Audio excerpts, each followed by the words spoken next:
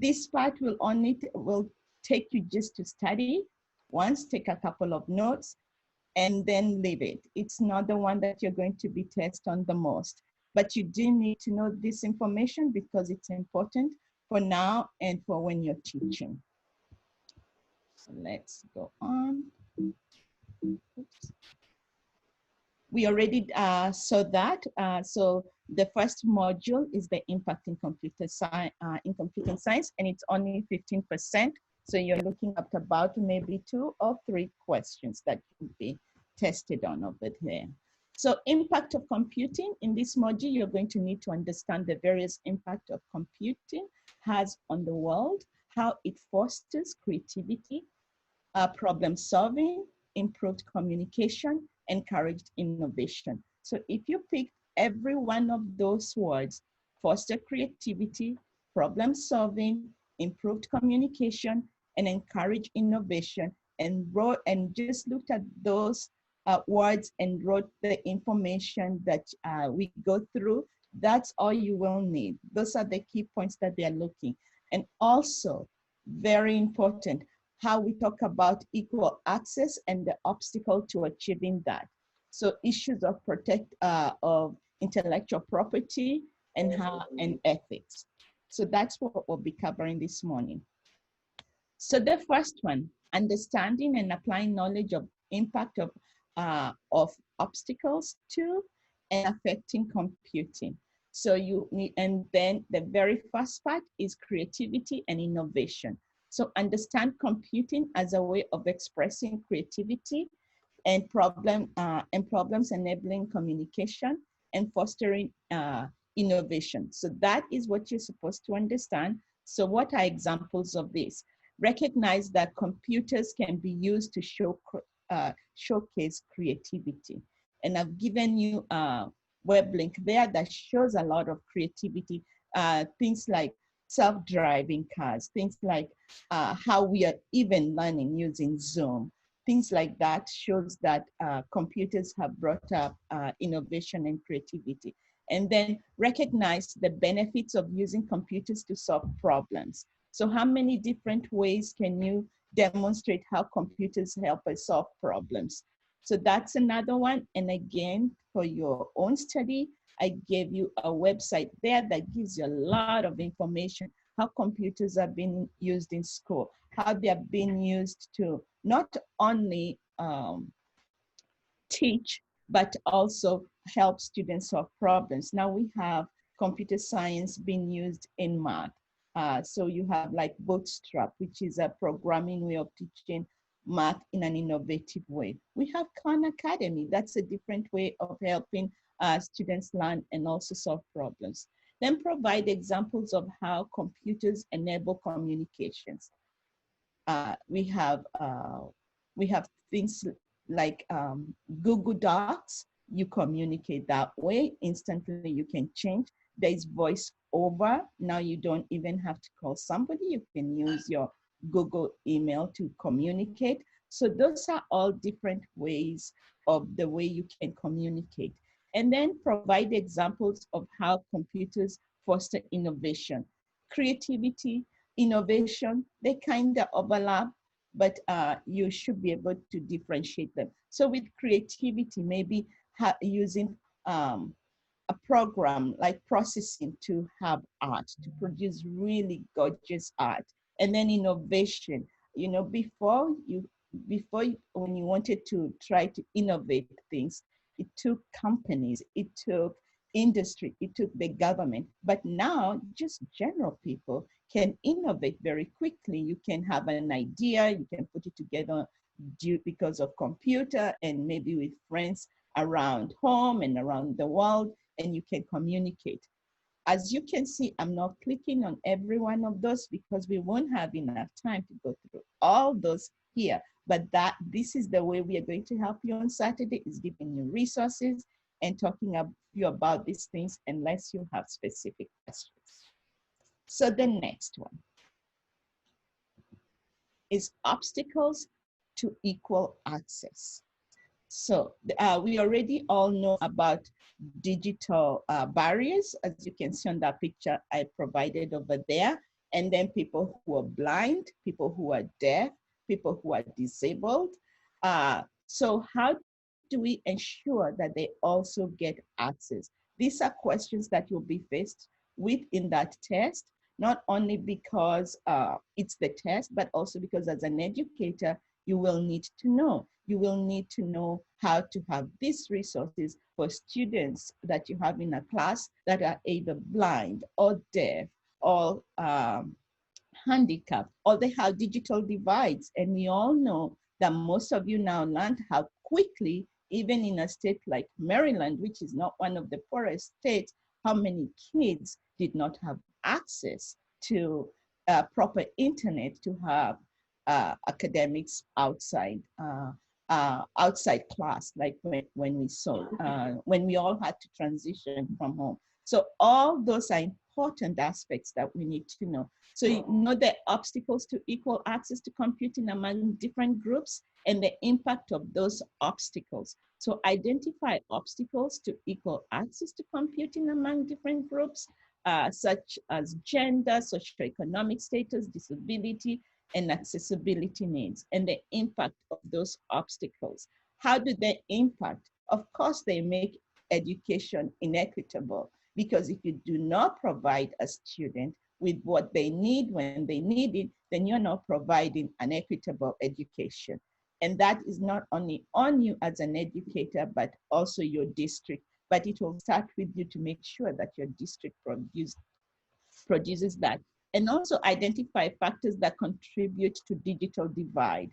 Digital divide is maybe sometimes it's not even because of parents' income, it's also because of what companies have decided that it's not very profitable for them to go in some rural areas and to put out internet. And so we find some rural people don't have proper internet. And so there are all sorts of obstacles that you need to know. And I have given you good papers over there that you can read through and see some of the major examples that we do have about obstacles to equal access. Then impacts of computing. Here, this is the computing innovation and benefits and trade-off. So with innovations, we have to realize there are also either some trade-offs that we have or some other things that are going to come up because of innovation. So some of the best things that we saw right now is telemedicine.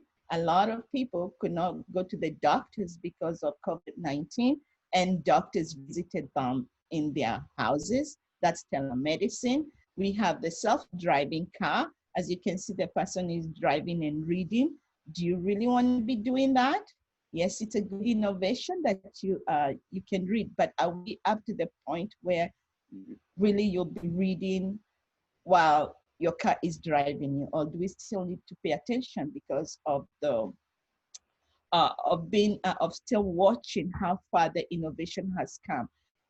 Something that people don't talk about is the innovation in farming. There's so much innovation in farming, from irrigation, from the equipment they use to when they plant seeds, to all sorts of other things, how they do their import, their export, all that has taken innovation. And then another one, my other screen, the dangers of the internet. So we have all these benefits of the computer innovation. Now we can communicate with everybody all over the world. But what are some of the trade-offs we're doing? When you get in social media, you give up a lot of your information. So companies are making money out of you, and that's a trade-off you're using. Again, by having computers very accessible, what do we have? Then maybe we expose kids to some things they shouldn't see, not because we wanted to, but because the internet is so open, and as much software you put in there, sometimes something still slip through. So you have to be vigilant about that. And then other things that have come up is self-driving car. We know some laws that says who is responsible if a self-driving car kills a human being. Is it the car? Is it the manufacturer? Is it the owner of the car? That's still a debate ongoing. the chicken and the egg. Or the programmer. I'm sorry? Or the Or the computer programmer who wrote faulty software, perhaps. Yeah, the Could be person who us wrote or the our student. software, the company, yeah, all sorts of people are involved there, but who knows who is. So there are all sorts of things to think about when you think about innovation, the benefits and the trade-offs, and you get questions. So even though some of the questions I'll be asking you will be maybe multiple choice and they are just one sentence, you will get a scenario during the tests. And we do have one or two questions that way, but for today, because you don't have the benefit of everything, you'll be just doing some multiple choices. All right, then impact of computing as far as intellectual property. You do need to know each and every one of this. What does CC mean? What does CC by BY mean? Those you need to know. There'll be several questions on that. So you need to learn them, understand them, and this is just one chart that I gave you.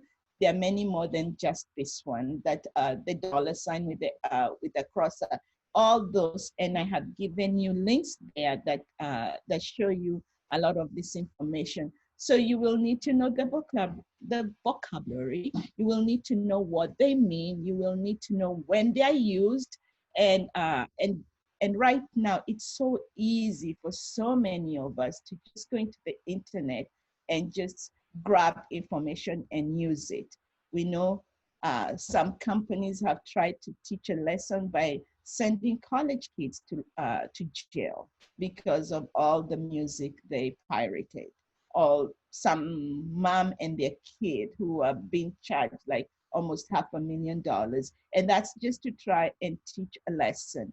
So you need to know that, and you need to know the proper vocabulary that is used, use correct vocabulary, describe how different methods of protecting intellectual properties and the rights.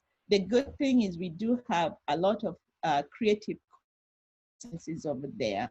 So whenever you're using information, when you're teaching your students, you need to know to tell them how best to use information.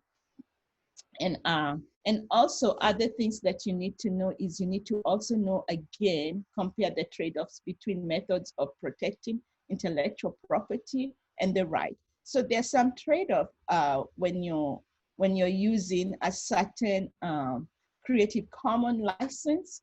Maybe once you use it, if you did not read between the fine line, then it makes your work also be open up to being shared without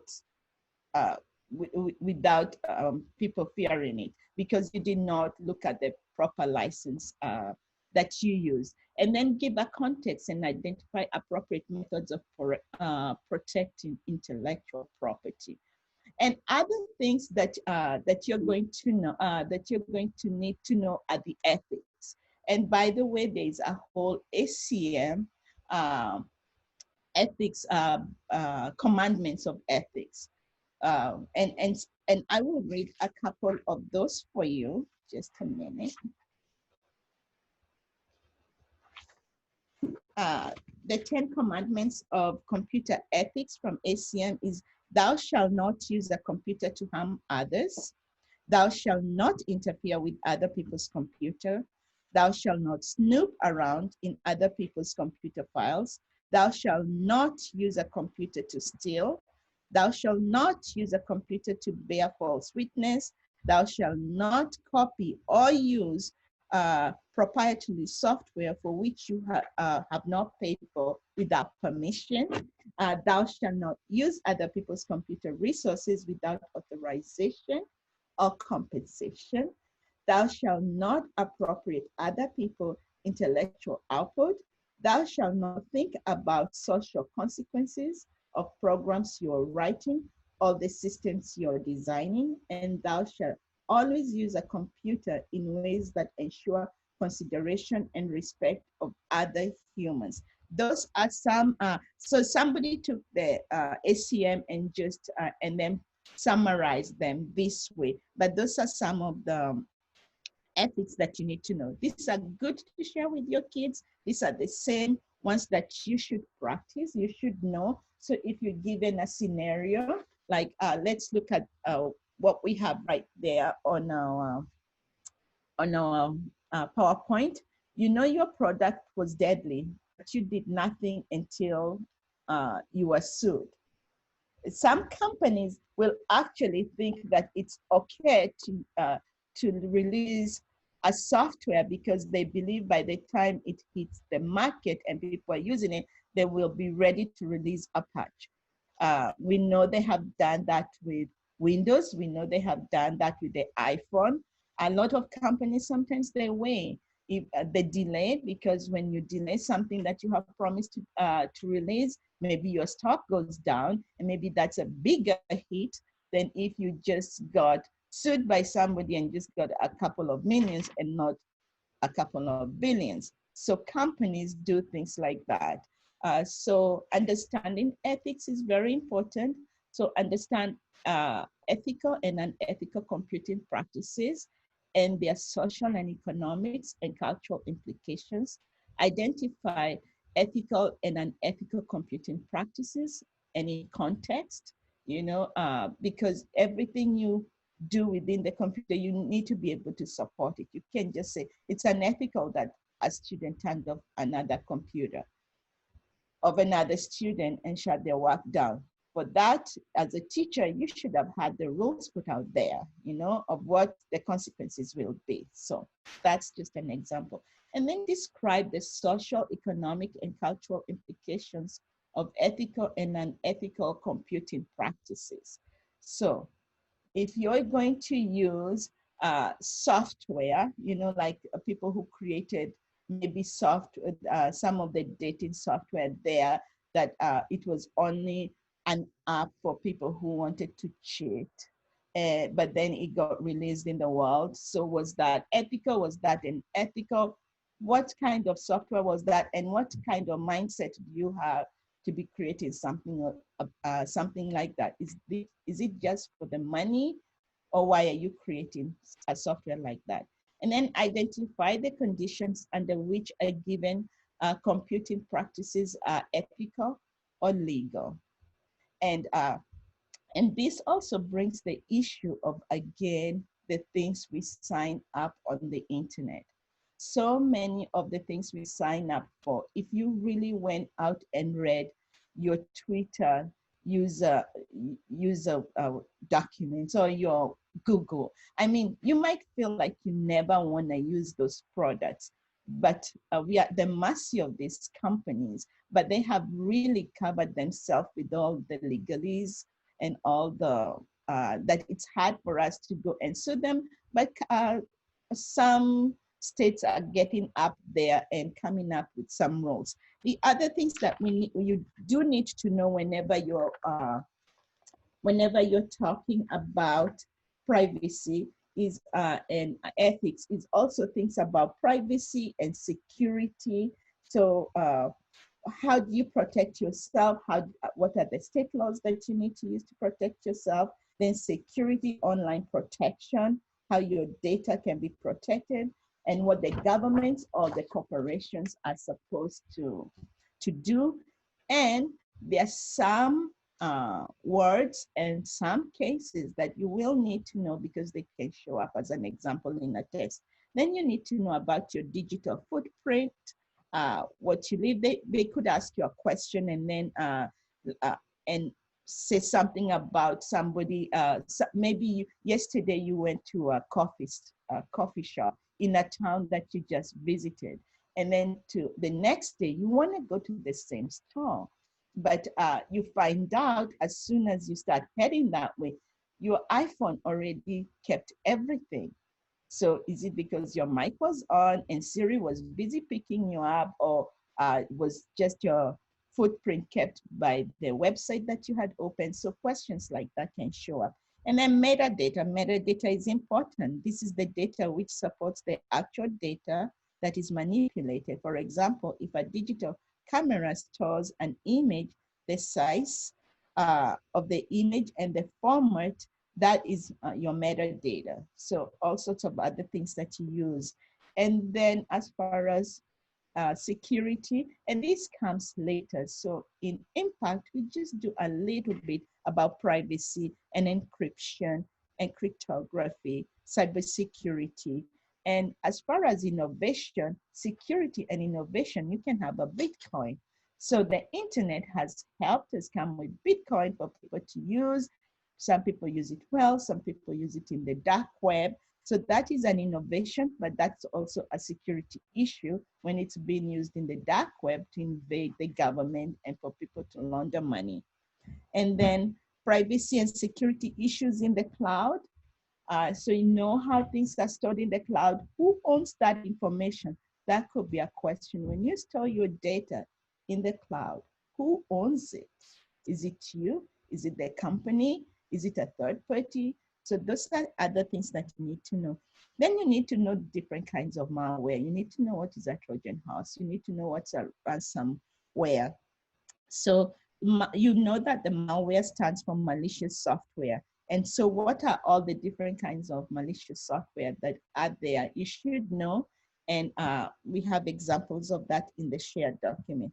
And then Internet of Things. This is a big one, you know, Internet of Things. That's everything. Your fridge talks to your to the people who made it. Your car talks to you. You can warm your car. You can wear a Fitbit that tells all sorts of things, and it's connected to your computer. So Internet of Things is a really good innovation, but also has some security issues that exposes you to all sorts of other things that people knowing information from your Fitbit can maybe interact with your bank or something else. So these are all sorts of other issues that we need to know. So before we go and look at a couple of questions, what questions do you have? I will go back and just give you a few more pointers in some of the PowerPoints, but at this point, does anybody have a question? I have just a comment. The in this section, if you teach APCSP, anything like that, it's really, really good for refreshing your memory and studying a lot of this stuff. The CC part as well, just as a refresher in case you teach it, or if you want access to the material, like Khan Academy has it as well. Yeah, practically most of the things that I have mentioned, you will find them in CSP. You know, the ethics. Yeah, you're very, very correct about that. So and another thing that I did not mention that I need to mention for you is some of the federal laws that you need to know. You need to know the Digital Millennium Copyright of 1998. Why is it important? It's a controversial United States digital right management law enacted October. They will not want you to ignore October 28th, but maybe around 1998. By then President Clinton, the intent behind DMCA was to create an updated version of copyright laws to deal with the special challenges of regulating digital material. It is a law protecting artists from having their work illegally copied and reused. But then it also became a little bit too constraining, and people wanted to be free. You know, people in the internet wanted to be free, and so they started coming with open source and creative. I'm sorry if you hear some noise. So Deborah, one question in the chat from Paula. What are the types of malware? Oh, I just mentioned two for today, Trojan horse, and I mentioned ransomware, but there's so many out there that you can go and look at, and they're in all sorts of other documents. So there are many of them. I don't have all the answers for all of them, but there are many written out. And then another law that you need to know is the COPPA, the Children's Online Protection Privacy Act. Sorry, I'm going to repeat that again. Children's Online Protection Privacy Act. that you need to know. As teachers, that's a questions that you could get. And then we all know FAPA, the Federal Education Rights and Privacy Act of 1974. This one has survived all these changes. It's still there and it's not going away. Everybody wants the kids' data protected and college kids' grades protected. You only have them released when you give authority or the parents give authority. And then as far as data mining, some of the other ones that you need to know are NORA, non-obvious relation awareness. And this is a technology that mines data resources to determine the relationships between people. And NORA was created by System Research and Development. And this one was came out in 2005. They kind of use it, but I don't think it will come in test, it will come in theory, but there are many more that have come now, and that is NORA. And that's for data mining, how to protect your data mining. And then we already talked about ACM Code of Conduct and how it was summarized. That is a really important one. And then plagiarism and computer ethics. Again, important ones. Any questions? Any more questions? Do we have another question up there? Yeah, there's another question in the chat. Continuing on about the malware, will the exam ask about the various types of malware or stay pretty basic?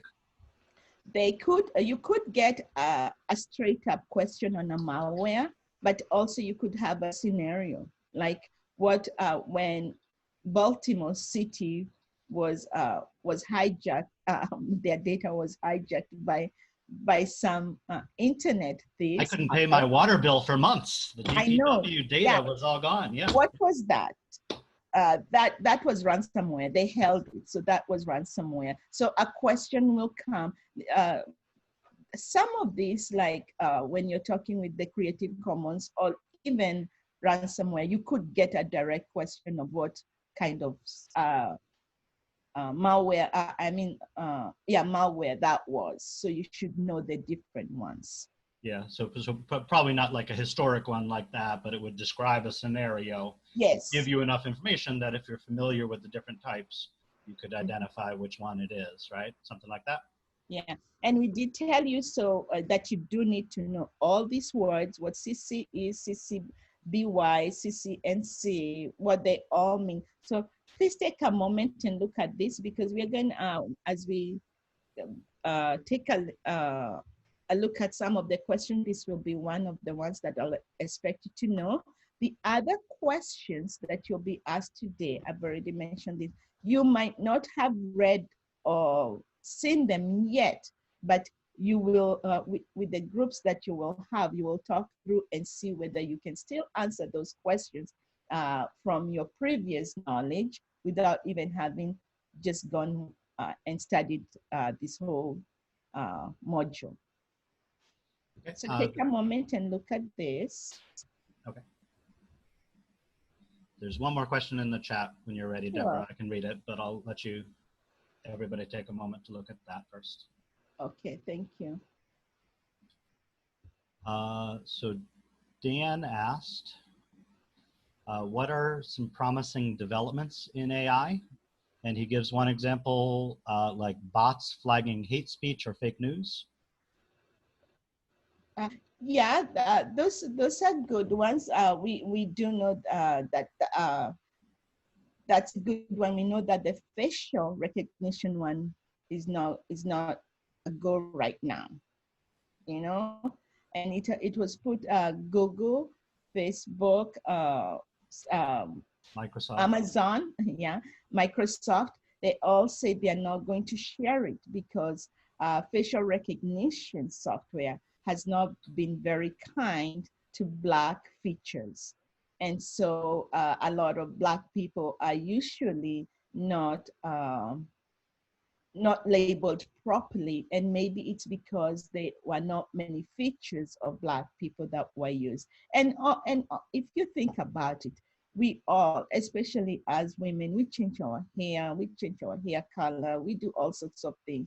So facial recognitions, even though it was the measurement of face, there are all sorts of other features that you can do, even with your makeup and other things that can really not be that correct. So some other innovation in AI that we have is having this little maybe capsules like cameras that people can swallow to go and treat specific diseases of maybe cancer, even though that can be it can be the actual hardware, but also it's the AI in there that can tell the difference between a cell that is cancerous and a cell that is a regular cell, so that they can go in and treat and give the proper treatment to a specific site and not having to have the whole treatment for the whole body.